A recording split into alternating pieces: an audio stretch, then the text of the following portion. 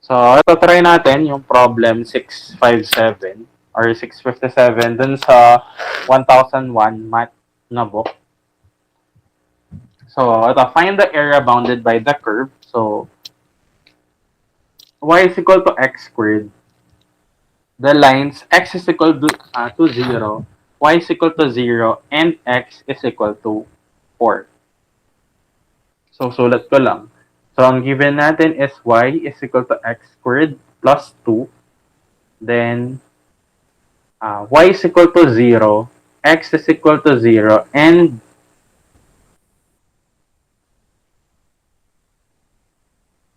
x is equal to 4. So, find the area bounded by the curve y is equal to x squared plus 2 and x is equal to 4. So, start tayo dito. Y is equal to x squared plus 2, obviously, parabola. So, dito kahit wag nyo nang gamitin yung shortcut kasi nga, kung a-arrange nyo yan, x squared is equal to y minus 2 na kaagad. Ibig sabihin, ano yung vertex niya? Ano yung vertex ng given? 0 and 2. 0 and positive 2. So, kasi y minus 8. And dito, wala naman siyang kasama. So, 0 automatic. So, ano yung expected graph natin? Saan siya facing? Up. So, facing upward. Kasi x squared, again, either upward or downward. Kasi nga, dalawang beses mag-intersect sa x-axis and naka-positive yung y natin. So, ibig sabihin, yung expected graph is pataas. So, ayan, start na natin. Kasi meron na tayong vertex. So, i-plot na natin yung mga pwedeng i-plot. So, start tayo dun sa lines muna. So, dito walang problema yung mga yan. Yung y is equal to 0, ano yan? Y is equal to 0. Saan natin makikita yan? Y is equal to horizontal. So, yan yung x-axis natin. Ito yung y is equal to 0. Yung x is equal to 0 naman, ito yan, yung y-axis. So, then next, yung x is equal to 4. So, ang x is equal to 4 natin, drawing lang natin siya dito. Nandito banda. Vertical. So, dito yung x is equal to 4. And ang parabola natin, alam natin ang vertex niya is nasa 0, 2. So, 0 and 2. And alam natin, upward yan. Kung upward yung figure natin, ano yan yung kailangan natin kunan ng points of intersection? Yung parabola and anong line? Yung kukuhanan natin ng points of intersection. Yung parabola at saka kasi pataas yan. So, saan mag-i-intersect? X-axis. Sa pataas. Pataas yan. Kung i-extend natin, mag-i-intersect siya dun sa line na x is equal to 4. Kapag in-extend natin yan, sigurado, mag-i-intersect siya dito sa x is equal to 4. So, yan yung kailangan nating kuhanan ng points of intersection. So, ibig sabihin, ito yun yung gagamitin natin. Y is equal to x squared plus 2 and x is equal to 4. Kailangan kasi natin makuha yung points of intersection ng parabola and nung given line na x is equal to 4. Dun sa kabilang side kasi, kahit i-extend mo yung parabola, wala na tayong given line dyan.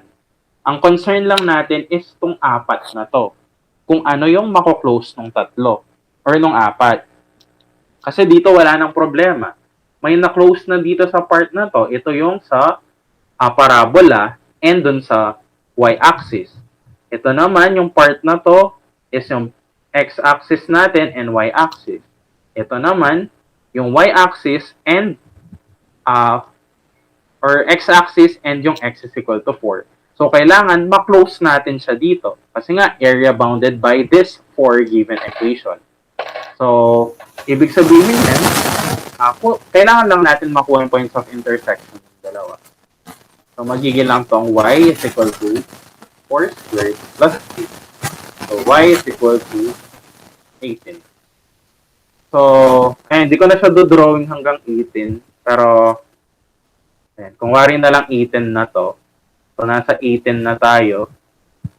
So, 18, and then, ibig sabihin, yung points of intersection natin yan are 4 and 18. 4 and 18. So, nasa 4 and 18 siya. So, ibig sabihin, kung mag-intersect sila dyan, mako-close na yung figure dito. So, tama lang na 4 yung given. So, 4 yung side nung nakuha natin. Kasi nga, area bounded by this 4 given equation. So, again, yung y-axis or x is equal to 0, eto siya. Y is equal to 0, x is equal to 4, and nung parabola. So, ayan. Based dun sa figure, ano yung mas madali? Vertical, horizontal? Vertical. Vertical pa din. Kasi kung titignan nyo, horizontal, unang-una, hindi pa naka-isolate. Do dito simple lang siya kasi square root of y minus 2 lang. Pero kapag ginamitan natin siya ng horizontal, dito sa part na to mag-iiba siya. Kasi dun sa bandang taas, ang x right mo, yung 4, ang x left mo is the parabola. Pero pagdating mo dito sa baba, ang x right mo is x is equal to 4, ang x left mo is x is equal to 0. So, ibig sabihin, kailangan mo siyang hatiin sa dalawa. Unlike, kapag ang gagamitin natin is vertical strip, diba, kung kukuha tayo ng strip dyan, so, from the starting point, dito muna, ang y upper natin is lagi lang yung sa parabola. And, yung sa baba naman is yung x-axis, which is y is equal to 0.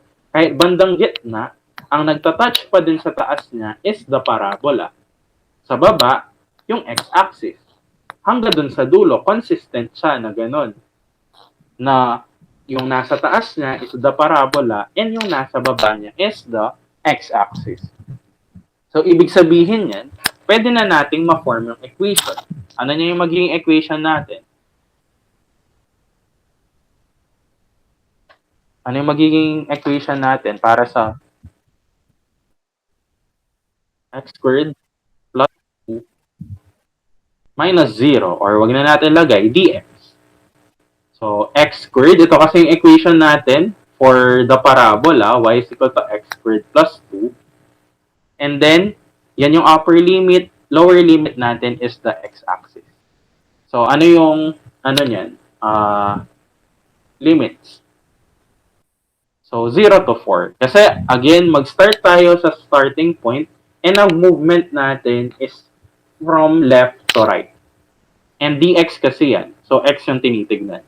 So, ito, nag-start lang naman siya sa 0, 0 hanggang dun sa x is equal to 4. 4 naman yung x-coordinate natin dyan. So, ibig sabihin, from 0 to 4. So, ang answer niyan natin, magiging na lang tong x cubed over 3 plus 2x from 0 to 4. So, dun sa lower limit, walang problema. 0 lang yun. Sa upper limit natin, so, compute na lang natin. So, meron tayong 4 cubed over 3 plus 2 times 4. So, ibig sabihin, ang answer natin is 88 over 3 square units.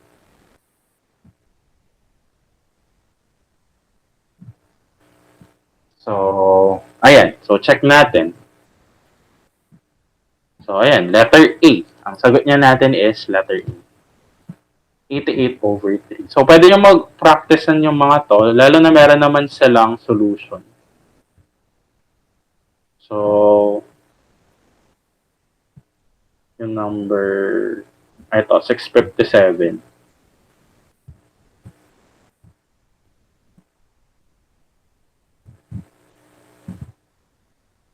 So, ayan.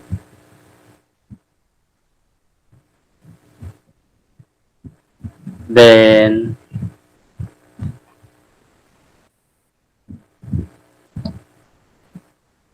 so, ayun. May tanong ba dito sa problem na to?